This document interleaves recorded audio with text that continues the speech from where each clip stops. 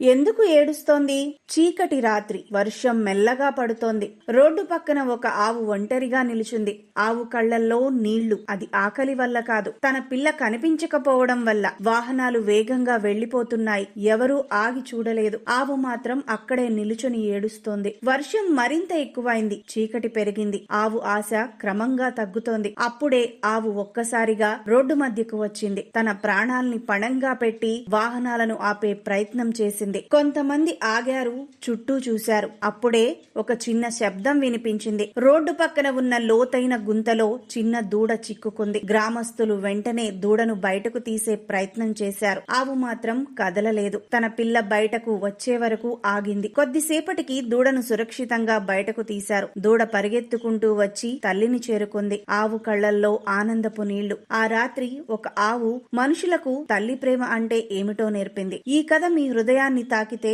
Follow చేయండి.